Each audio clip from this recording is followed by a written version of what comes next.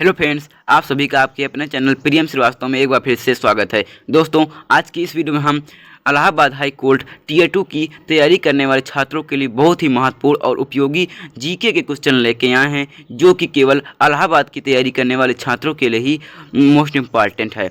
और इसी के लिए हमने केवल और केवल बनाया है, क्योंकि इलाहाबाद हाई कोर्ट के लिए बहुत से लोगों ने कमेंट किया था कि सर अच्छी से एक वीडियो बनाइए जो कि एग्जाम में आने ही वाले हों। तो दोस्तों, इनमें से अधिकतर क्वेश्चन अवश्य पूछे जाएंगे जो हम आज को आपको बताने वाले हैं। तो दोस्तों, यदि वीडियो अच्छी लगे तो इसको जरूर लाइक कर देना और चैनल पर नया है जरूर सब्सक्राइब कर देना।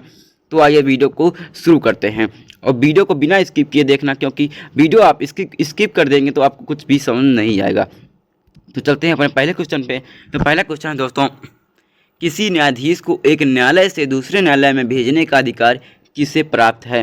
तो पहला ऑप्शन है संबंधित राज्य के मुख्यमंत्री को एंड संबंधित राज्य के राज्यपाल को। तीसरा है दोस्तों राष्ट्रपति को, और चौथा दिया हुआ है प्रधानमंत्री को। तो इसका जो राइट आंसर है वो है राष्ट्रपति को, क्योंकि अनुच्छेद 222 के अनुसार राष्ट्रपति भारत के सर्वोच्च न्यायालय के मुख्य न्यायाधीश से विचार विमर्श के बाद उच्च न्यायालय के किसी न्यायाधीश को एक उच्च न्यायालय से दूसरे उच्च न्यायालय में स्थानांतरित कर सकते हैं। तो दोस्तों, आज का पहला आंसर है। नेक्स्ट क्वेश्चन पे चलते हैं। नेक्स्ट क्वेश्चन हमारा, भारत में चलित न्यायालय किसका मानस पुंज है? भारत में चलित न्यायालय किसका मानस पुंज है दोस्तों? तो वह पंडित जवाहरलाल नेहरू का। दूसरा है लाल बहादुर शास्त्री का। तीसरा है doctor APJ Abdul Kalam, and चौथा दिया हुआ दोस्तों डॉक्टर भीमराव अंबेडकर। तो इसका जो सही आंसर है दोस्तों वो है डॉक्टर APJ अब्दुल कलाम का। ठीक है, नेक्स्ट क्वेश्चन में चलते हैं। नेक्स्ट क्वेश्चन हमारा, उच्च न्यायालय की रिट क्षेत्राधिकार कौन से अनुच्छेद के अंतर्गत आता है दोस्तों? तो पहला अनुच्छेद है 226 के अंतर्गत, दूसरा है 226(1) के अंतर्गत, तीसरा है अनुच्छेद 228 के अंतर्गत, एंड चौथा है ऑप्शन है अनुच्छेद 230 के अंतर्गत दोस्तों। तो इसका जो राइट आंसर है वो है अनुच्छेद 226 के अंतर्गत। नेक्स्ट क्वेश्चन पे चलते हैं। दोस्तों, ये क्वेश्चन जो है केवल और केवल इलाहाबाद हाई कोर्ट के लिए ही है। यदि आप उन्हीं की तैयारी करते हैं तो इस वीडियो को देखना, वरना इस वीडियो को स्किप कर देना। तो चलते हैं नेक्स्ट क्वेश्चन पे चलते हैं अपने। तो नेक्स्ट क्वेश्चन पे चलते हैं। नेक्स्ट क्वेश्चन हमारा, किस उच्च न्यायालय में सबसे अधिक स्थायी अस्थायी खंडपीठ हैं दोस्तों? तो पहला है सिक्किम उच्च न्यायालय में, दूसरा है बॉम्बे उच्च न्यायालय में, एंड तीसरा है इलाहाबाद उच्च न्यायालय में, एंड चौथा है दोस्तों जबलपुर उच्च न्यायालय में। तो इसका जो राइट आंसर है वह है गुवाहाटी उच्च न्यायालय में। किसमें? गुवाहाटी उच्च न्यायालय में, जो कि सिक्किम में ही आता है, पर वहाँ पे जो गुवाहाटी इसका नाम है, उस उच्च न्यायालय के उस शहर का नाम गुवाहाटी, इसलिए यहाँ पे गुवाहाटी लिखा हुआ है। तो गुवाहाटी उच्च न्यायालय में, गुवाहाटी उच्च न्यायालय में सबसे अधिक स्थायी अस्थायी खंडपीठ स्थित है दोस्तों। नेक्स्ट क्वेश्चन पे चलते हैं। नेक्स्ट क्वेश्चन हमारा, कोई व्यक्ति किसी राज्य के उच्च न्यायालय के मुख्य न्यायाधीश बनने के लिए क्या क्या योग्यता उन्हें चाहिए? तो पहला दोस्तों यहाँ पे दिया है, भारत में कम से कम 10 वर्ष तक कि किसी न्यायिक पद पर आसीन रहा हो, किसी भी राज्य के उच्च न्यायालय में एक या एक से अधिक राज्यों के उच्च न्यायालयों में कम से कम 10 वर्ष तक अधिवक्ता रहा हो, तथा भारत का नागरिक हो और उसकी 62 वर्ष की आयु पूरी न हुई हो। एंड इसका चौथा ऑप्शन है वो है सभी। तो इसका जो राइट आंसर है वो है सभी दोस्तों। इस सभी को आपको योग्यता चाहिए, जिसमें ए ऑप्शन, बी एंड तीसरा जो सभी ऑप्शन लिखे हुए ये सभी चाहिए आपको, तभी आप उच्च न्यायालय के न्यायाधीश बन सकते हैं। नेक्स्ट क्वेश्चन में चलते हैं। जब किसी उच्च न्यायालय के मुख्य न्यायाधीश का पद रिक्त हो तब क्या किया जाता है? अर्थात जब उच्च न्यायालय के मुख्य न्यायाधीश जो होते हैं उनका पद जो है रिक्त खाली हो इस वक्त, तो वहाँ पे क्या किया जाता है दोस्तों? तो पहला ऑप्शन है यहाँ पे दिया हुआ है, तब राष्ट्रपति उच्च न्यायालय के किसी अन्य न्यायाधीश को मुख्य न्यायाधीश के कार्यों को निर्वहन करने के लिए नियुक्त करता है। दूसरा है, तब प्रधानमंत्री उच्च न्यायालय के किसी अन्य न्यायाधीश को मुख्य न्यायाधीश के कार्यों को निर्वहन करने के लिए नियुक्त करता है। एंड तीसरा दोस्तों, तब संबंधित राज्य का राज्यपाल उच्च न्यायालय के किसी अन्य न्यायाधीश को मुख्य न्यायाधीश के कार्यों को निर्वहन करने के लिए नियुक्त करता है। और चौथा है, तब संबंधित राज्य के मुख्यमंत्री उच्च न्यायालय के किसी अन्य न्यायाधीश को मुख्य न्यायाधीश के कार्यों को निर्वहन करने के लिए नियुक्त करता है। इसका जो राइट आंसर है होगा वो होगा दोस्तों आंसर है इसका, तब राष्ट्रपति उच्च न्यायालय के किसी अन्य न्यायाधीश को मुख्य न्यायाधीश के कार्यों को मुख्य न्यायाधीश के कार्यों को दोस्तों निर्वहन करने के लिए नियुक्त करता है। अर्थात इसका जो ए नंबर ऑप्शन है तो यहाँ पे दिया हुआ है तब राष्ट्रपति उच्च न्यायालय के, तो यही इसका राइट आंसर है।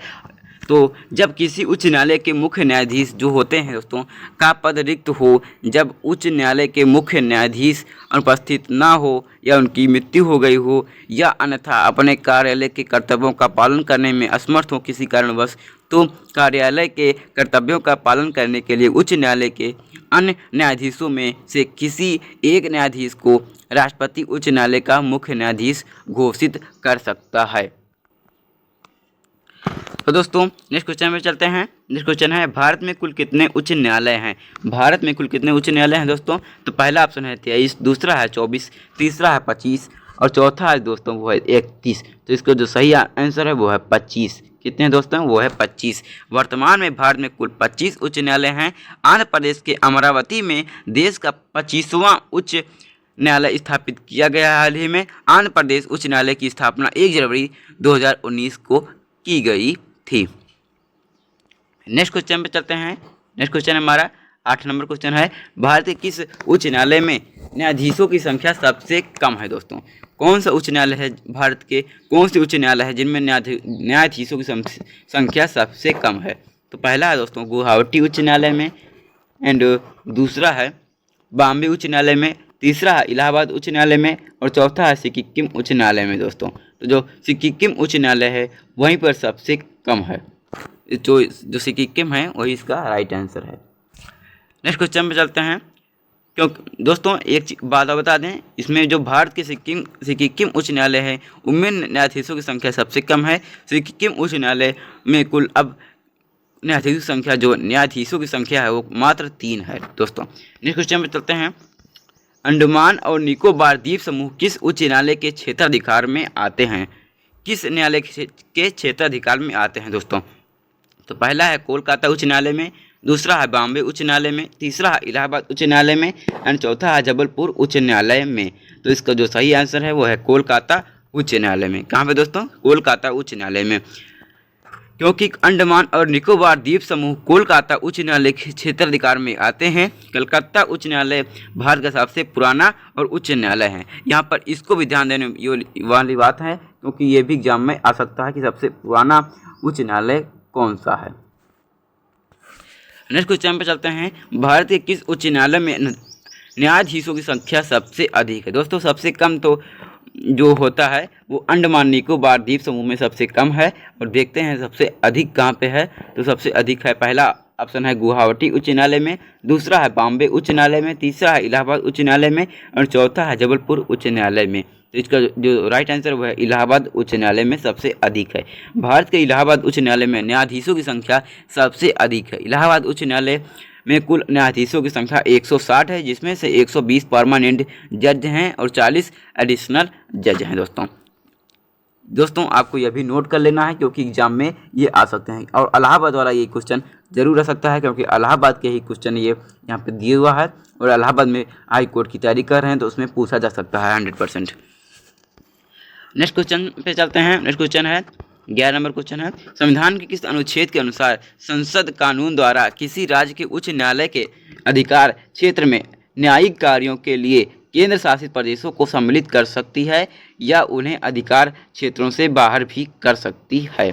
तो पहला ऑप्शन है अनुच्छेद 230, अनुच्छेद 230 ए एंड तीसरा है अनुच्छेद 231 एंड चौथा दोस्तों अनुच्छेद 232। तो इसका जो राइट आंसर है वह अनुच्छेद 230। कितना दोस्तों? ए नंबर ऑप्शन है अनुच्छेद 230। संविधान के अनुच्छेद 230 के अनुसार संसद कानून द्वारा किसी राज्य के उच्च न्यायालय के अधिकार क्षेत्र में न्यायिक कार्यों के लिए केंद्र शासित प्रदेशों को सम्मिलित कर सकती है या उन्हें अधिकार क्षेत्रों से बाहर भी कर सकती है। ये रहा इसका राइट आंसर। नेक्स्ट क्वेश्चन में चलते हैं। भारत का सबसे बड़ा उच्च न्यायालय कौन सा है? भारत का सबसे बड़ा उच्च न्यायालय कौन सा है दोस्तों? तो पहला ऑप्शन है रायपुर उच्च न्यायालय में एंड दूसरा है सिक्किम उच्च न्यायालय में एंड तीसरा है इलाहाबाद उच्च न्यायालय में और चौथा है गुवाहाटी उच्च न्यायालय में। तो इसका जो राइट आंसर है वो है दोस्तों इलाहाबाद उच्च न्यायालय में। भारत का सबसे बड़ा उच्च न्यायालय जो है वो इलाहाबाद उच्च न्यायालय है। नेक्स्ट क्वेश्चन पे चलते हैं। संविधान के किस अनुच्छेद के अनुसार प्रत्येक राज्य के लिए एक उच्च न्यायालय होगा? प्रत्येक राज्य के लिए एक उच्च न्यायालय होगा दोस्तों। तो पहला ऑप्शन है अनुच्छेद 213 के अनुसार, अनुच्छेद 214 के अनुसार, अनुच्छेद 214B के अनुसार एंड चौथा नंबर है अनुच्छेद 216 के अनुसार दोस्तों। तो जो अनुच्छेद 214 के अनुसार है वो सभी राज्यों में एक उच्च न्यायालय होना चाहिए। नेक्स्ट क्वेश्चन है मध्य प्रदेश का उच्च न्यायालय कहाँ पे स्थित है दोस्तों? तो पहला ऑप्शन है भोपाल, दूसरा है जबलपुर, तीसरा है इंदौर और चौथा है ग्वालियर दोस्तों। कहाँ पे? ग्वालियर। जिसका राइट आंसर वो है जबलपुर। मध्य प्रदेश का जो उच्च न्यायालय है दोस्तों वो है जबलपुर में दोस्तों। नेक्स्ट क्वेश्चन है पटना उच्च न्यायालय की स्थापना कब हुई थी दोस्तों? तो पटना उच्च न्यायालय की स्थापना कब हुई थी? पहला ऑप्शन है 1913 में, 1914 में, 1915 में एंड 1916 में दोस्तों। तो इसका जो राइट आंसर है वो है 1916 में। कब? 1916 में पटना उच्च न्यायालय की स्थापना हुई थी। नेक्स्ट क्वेश्चन है प्रत्येक उच्च न्यायालय में मुख्य न्यायाधीश और अन्य न्यायाधीशों की संख्या कितनी निश्चित की गई है?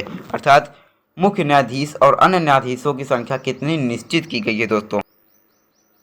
तो पहला ऑप्शन यहाँ पे दिया हुआ है न्यायाधीश और अन्य न्यायाधीशों की संख्या राष्ट्रपति के विवेक पर आधारित होती है। दूसरा है न्यायाधीश और अन्य न्यायाधीशों की संख्या प्रधानमंत्री के विवेक पर आधारित होती है एंड तीसरा है संबंधित राज्य का राज्यपाल न्यायाधीश और अन्य न्यायाधीशों की संख्या निर्धारित करता है और चौथा है दोस्तों संबंधित राज्य का मुख्यमंत्री न्यायाधीश और अन्य न्यायाधीशों की संख्या निर्धारित करता है। इसका जो राइट आंसर होगा वो होगा न्यायाधीश और अन्य न्यायाधीश दोस्तों। न्यायाधीश और अन्य न्यायाधीशों की संख्या राष्ट्रपति के विवेक पर आधारित होती है। पहला ऑप्शन इसका राइट आंसर है।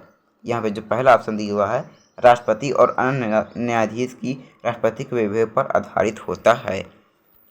तो दोस्तों आज के लिए बस इतना ही। ये रहे आपके लिए कुछ मोस्ट इंपॉर्टेंट क्वेश्चन जो कि आपके लिए बहुत ही एग्जाम की तैयारी करने में बहुत ही महत्वपूर्ण है दोस्तों। वीडियो अच्छी लगी हो जरूर लाइक करें, चैनल पर नए हैं तो जरूर सब्सक्राइब कर लें। मिलते हैं नेक्स्ट वीडियो में, तब तक के लिए जय हिंद, जय भारत, वंदे।